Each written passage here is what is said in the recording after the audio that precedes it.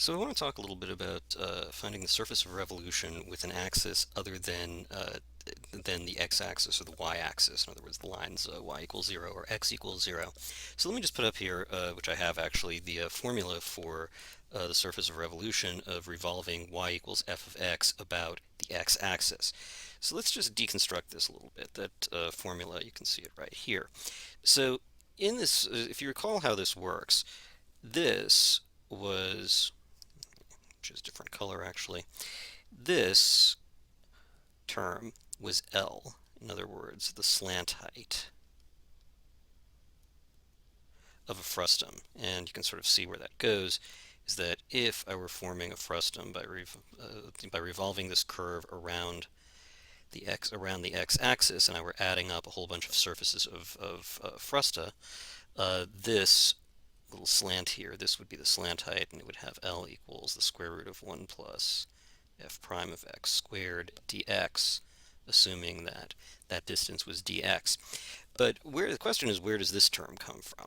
The answer is this is the average radius. This is the average radius. Recall that the formula, let me just put it here quickly, the formula for the area of a true frustum, in other words, like one of those Olympic pedestals, was we had, this is the big radius, this is the small radius for the smaller circle, and then this was the slant height L. So we had the area of the frustum was A equals 2 pi average radius, that's big R plus small r over 2 times L. We can treat the big radius and the small radius as being the same, and that's why we can just use f of x itself. In other words, that distance there. If that point is x, f of x, then this distance is f of x. And we can just use that as the average radius because dx is so small that the big radius and small radius are not going to be that different. The question is, though, if this is the radius, what happens if instead of revolving around the line x equals 0, I'm revolving around the line x equals 2? Well, something very similar to what we did with shells is going to happen, which is we simply have to add something to get the radius. In other words, if this distance is f of x, then that means that this larger distance here, I'll use the purple line, this is just f of x plus 2. Why? Because we're going down to negative 2, so it's actually a distance, it's 2 units further. This point here is going to be 2 units further from the axis of revolution. So in this case, if I want to take this curve and revolve it about the line x equals 2, the surface of revolution would be 2 pi times the integral. I'm going to go from a to b again. Let's just put in an a and a b. It doesn't really matter where they are. And that's going to be, instead of f of x, we're going to get a radius of f of x plus 2, or you can think of it as f of x minus negative 2. And then, as you can see, changing where the axis of revolution is doesn't change anything about how long this little slant is going to be.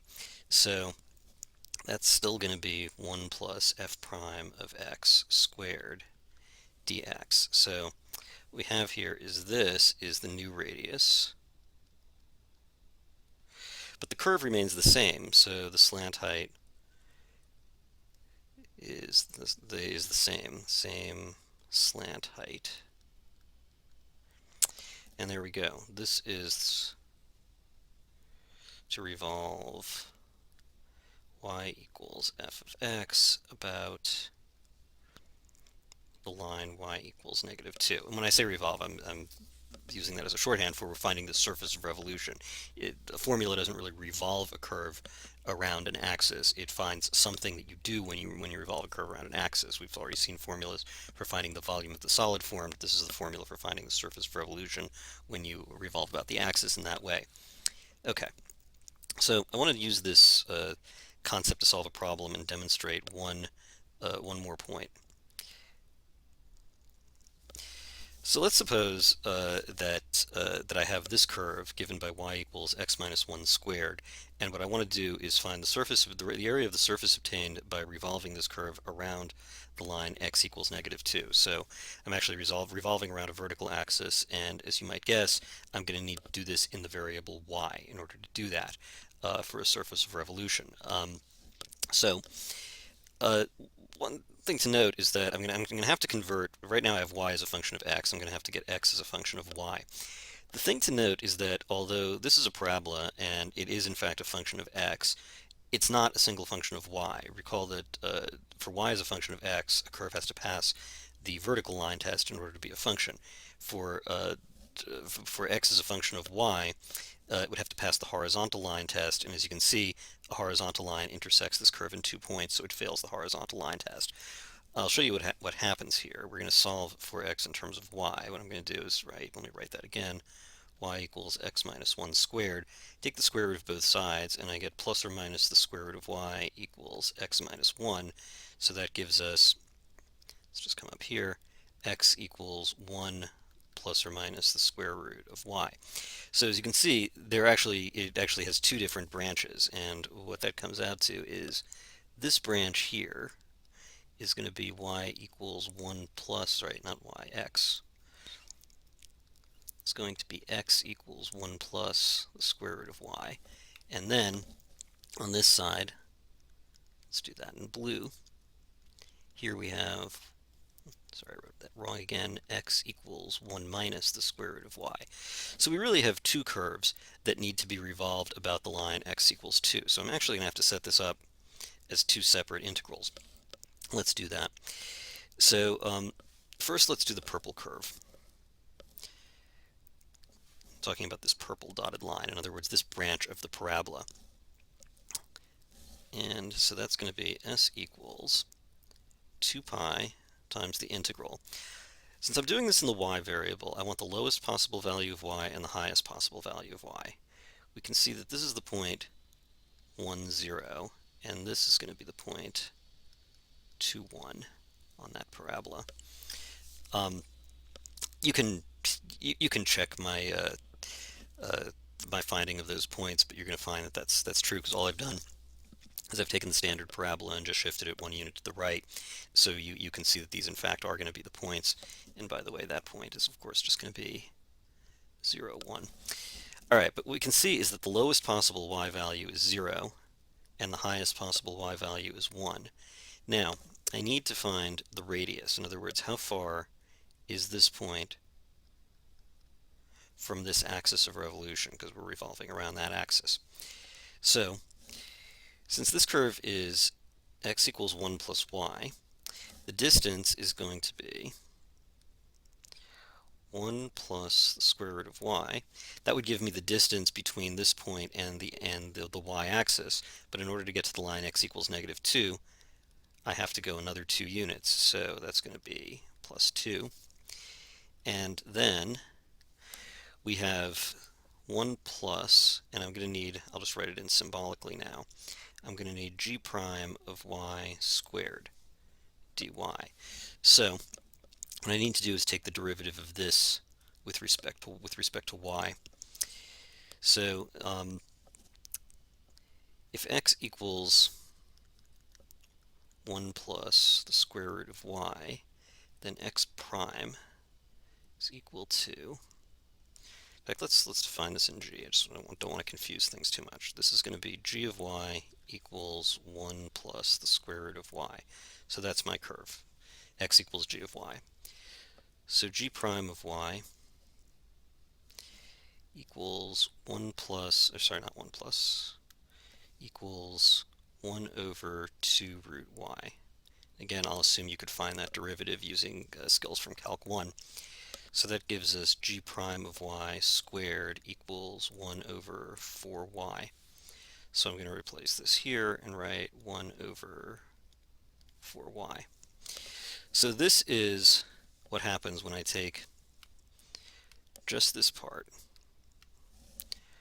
When I take just this part of the curve here and revolve it around that, and revolve it around that line.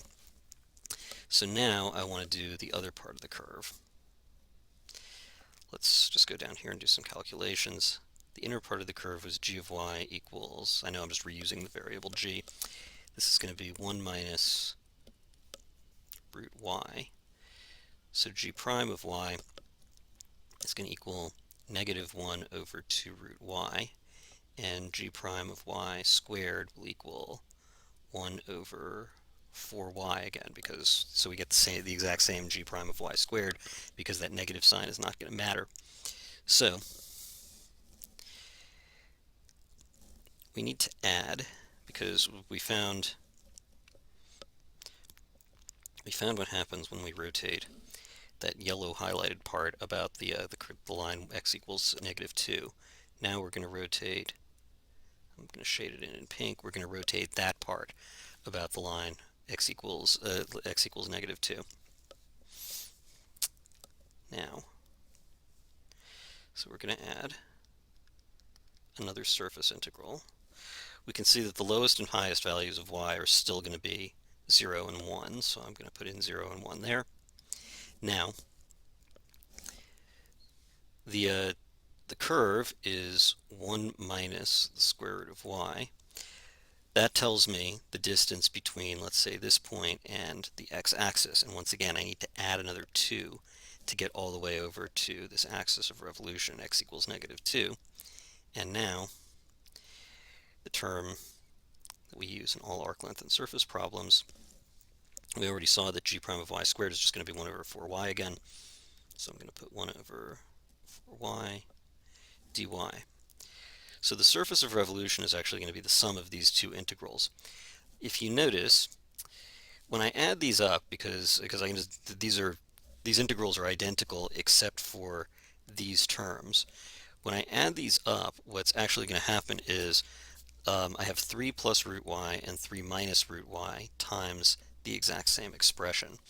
So since everything else is identical, I can simply rewrite this as 2 pi integral from 0 to 1 of, so this is going to be 3, that's another 3, so that's going to be 6 square root of 1 plus 1 over 4y dy. And that's the answer.